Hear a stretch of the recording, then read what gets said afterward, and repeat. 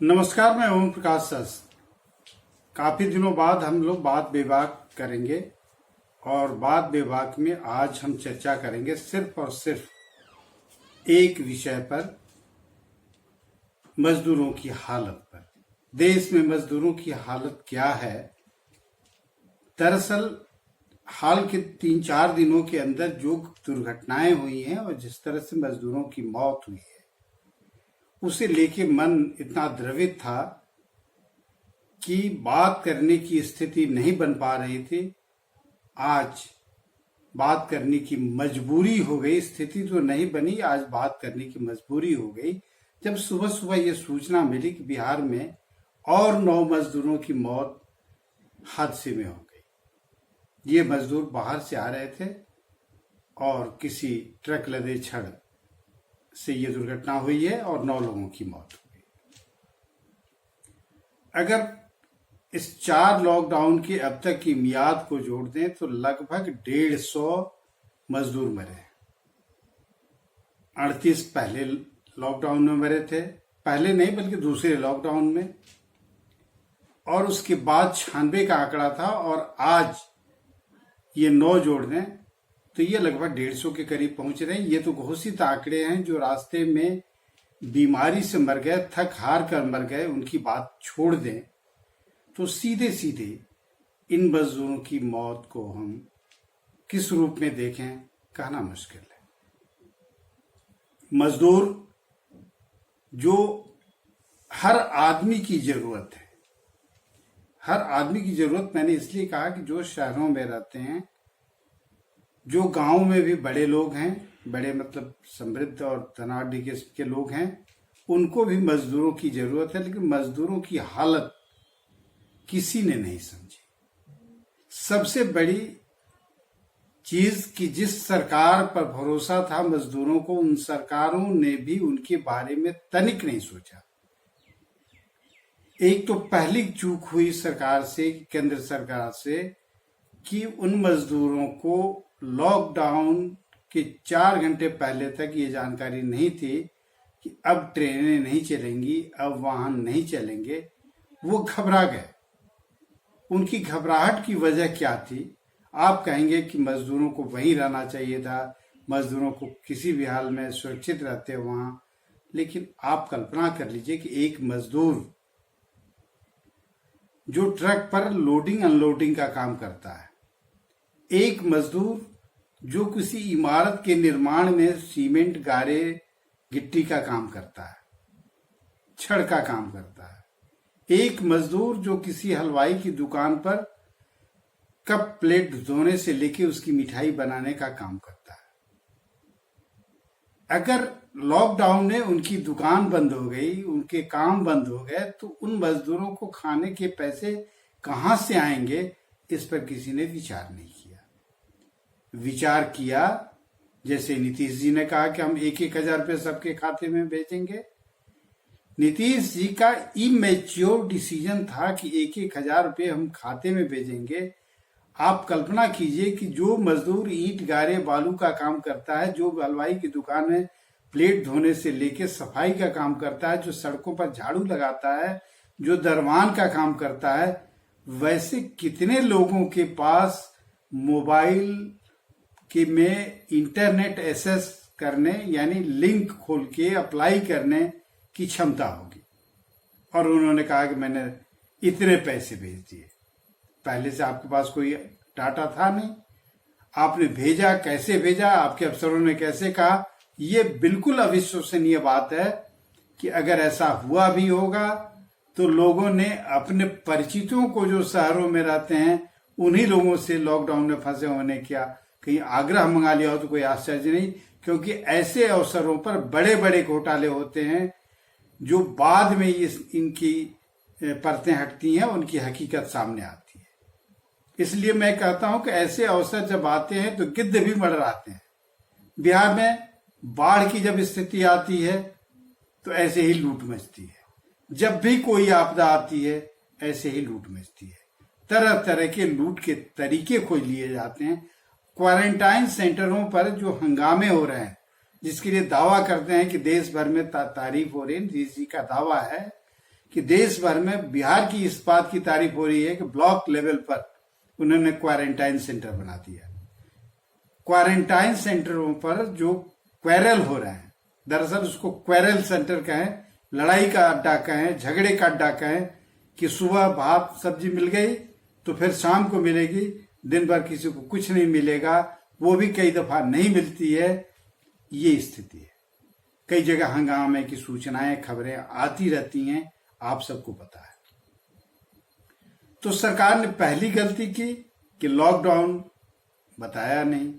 दूसरी गलती की कि छूट दी तो 40 दिन बाद, 38 दिन बाद, यानी 40-38 दिन में जिन मजदूरों ने कुछ बचा के रखा भी होगा वो खा गए होंगे, और उसके बाद उनके आने की जो व्यवस्था की आपने ट्रेनों से, उसके लिए 1.5 आपने किराया वसूला, और पहुंचने के बाद जो झारखंड से या दूसरी जगहों से सूचनाएं आ रही हैं कि कैसे भेजा जा रहा है, किस तरह से भेजा जा रहा है। सरकार कहती है कि हमने मुकम्मल व्यवस्था की है, लेकिन कई मजदूरों को अपने किराए से जाना पड़ रहा है। इसकी एक सूचना कुछ दिन पहले ही एक मित्र ने दी थी कि झारखंड के एक इलाके में बाहर से आए हुए मजदूरों के बारे में जब सूचना दी गई कि वो आए हुए हैं, उनको घर तक छोड़ना है, तो यह व्यवस्था नहीं की गई, और नहीं करने के बाद कोई अधिकारी इसकी जिम्मेवारी लेने के लिए तैयार नहीं था। सब यही टालते रहे कि पैसे नहीं है। बीडीओ, सीओ, अंत में अपने व्यवस्था से लोग वहां घर पहुंचे। मजदूरों की यह हालत है। मजदूर सड़कों पर चलते रहे। पहले दिन से ही सड़कों पर चलना उनका शुरू हुआ। आश्चर्य यह कि आपने दारू की दुकानें खोल दी, आप 3-3 किलोमीटर, 4-4 किलोमीटर की लाइन लगवाते रहे, पुलिस को उसमें आपने व्यवस्था बनाए रखने में लगा दिया, और लोग सड़कों पर निकल गए। कुछ रास्ते में बीमारी से दम तोड़ दिए, कुछ बच्चों को जन्म लेना पड़ा सड़कों के किनारे, कुछ एक्सीडेंट में मर गए, और जो हरे थाके अपने सीमा क्षेत्र तक पहुंचे, वहां भी उनके साथ जो सलूक हो रहा है, लग रहा है कि कहीं अछूत बाहर से कोई आ गया है। उनके साथ मारपीट, रांची में मारपीट की घटनाएं हुई हैं, बाहर भी हो रही हो तो कोई आश्चर्य की बात नहीं है। वैसे मजदूर जो हारे थके पैदल चल के किसी तरह पहुंचे तो उनके साथ मारपीट की गई। हालांकि रांची में इसके लिए केस भी दर्ज हो गया है। तो मजदूरों की हालत पर हमने नहीं सोचा। हमने लॉकडाउन तो किया, उसकी मियाद 1, 2, 3, 4 कर दी, और हम वही काम फिर दोबारा कर गए, या हम लोगों ने किया जो पहले करना चाहिए था। सबसे तरस आती है नीतीश जी पर, कि नीतीश कुमार, बिहार के मुख्यमंत्री नीतीश कुमार पर, कि जिन्होंने साफ साफ इंकार किया जब सारे राज्यों की ओर से यह बात उठ रही थी, यहां तक कि झारखंड ने यह बात उठाई कि मजदूरों को वापस आने की व्यवस्था कर दीजिए, हम मजदूरों को वापस लाना चाहते हैं। बिहार सरकार इस बात पर अड़ी रही, नीतीश कुमार इस पर अड़े रहे कि जो जहां वहीं रहे, हम उनके खाते में पैसे भेज देंगे। 1000 रुपये आप उनके खाते में अगर भेज देते नीतीश जी, तब भी वो 40 दिन कैसे 1000 रुपये में खाते, ये आपके सोचने की बात है। उनका परिवार कैसे जिंदा रहता, जो अपने परिवार के साथ वहां बाल बच्चों के साथ दिल्ली, पंजाब, हरियाणा, गुजरात, जहां जहां रह रहे थे। तो मजदूरों को हम लोगों ने इस तरह से समझा, और मजदूरों के बिना हमारा काम नहीं चलेगा। अब जाके आप वही काम कर रहे हैं। लॉकडाउन 4 में आपने सारे ऑफिसेज खोल दिए, कल कारखाने खोल रहे हैं, औद्योगिक गतिविधियां सामान्य हो रही हैं।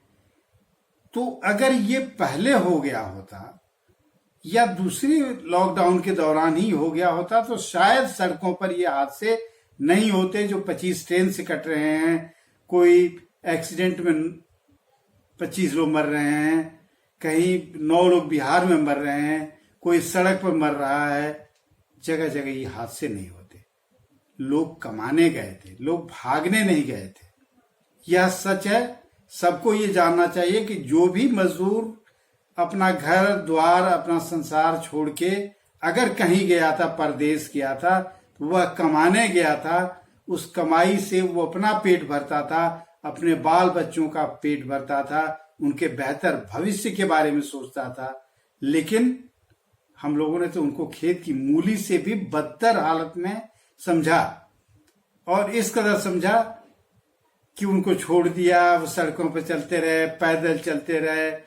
सारे ज्ञान उनको खुले जब एक्सीडेंट और तमाम चीजें होने लगी कि अब सड़कों पर कोई पैदल नहीं चलेगा, अब जो जहां मिलेगा उसको पुलिस पहुंचाएगी। लेकिन वो सिलसिला कहीं नहीं थमा है, सब लोग आ रहे हैं ट्रकों पर। आश्चर्य यह होगा कि यूपी में जो दुर्घटना हुई उसमें झारखंड के 11 लोग मारे गए, उनको कैसे भेजा गया वो कल्पना बाहर है। ट्रकों पर लाद के बस की सिल्ली पर रख के भेज दिया गया, बीमार लोगों को ट्रकों से भेजा गया, जो दूसरी जगह मिले उनको ट्रकों से भेजा जा रहा है। इस गर्मी में जहां 38-39 डिग्री टेम्परेचर है, उसमें खुले आसमान में बस ट्रकों पर सफर करके कितनी परेशानी में वो लोग आ रहे हैं।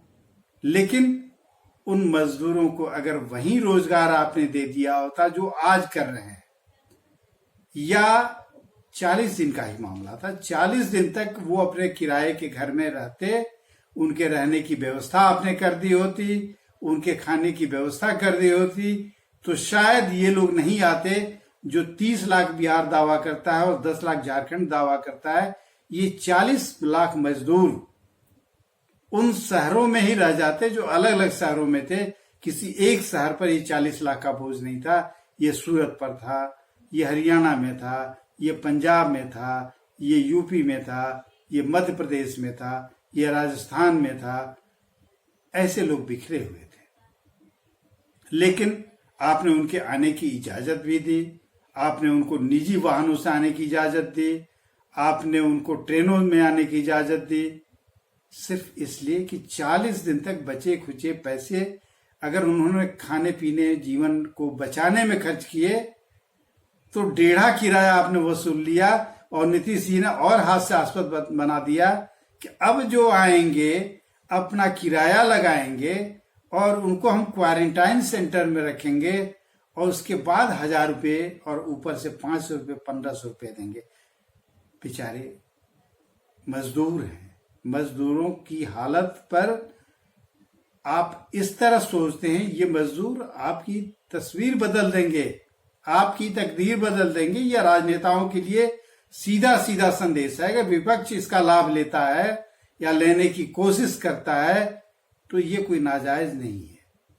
उनके मन में जो गुस्सा है, मजदूरों के मन में जो गुस्सा उभरा होगा, गांव में एक कहावत है, आग लागो बज्जर परो ऊपर परो। उसी तरह इन सरकारों के बारे में, केंद्र और राज्यों की सरकारों के बारे में, जिन्होंने इनके बारे में नहीं सोचा, इनकी हिफाजत नहीं की, इनको नहीं बचाया, उनके लिए इन मजदूरों के दिल से जुबान पर जो बात आ रही है वो यही आ रही है, आग लागो बज्जर परो ऊपर परो। ये सरकार, ये भोजपुरी की कहावत है, यानी आग लग जाए इस सरकारों में, वज्रपात हो जाए इन सरकारों पर और सत्यानाश हो जाए इन सरकारों का। ये मजदूरों के दिल से निकली हुई दुआ है। ध्यान रखिए, राजनीति में कोई चीज स्थायी नहीं होती है।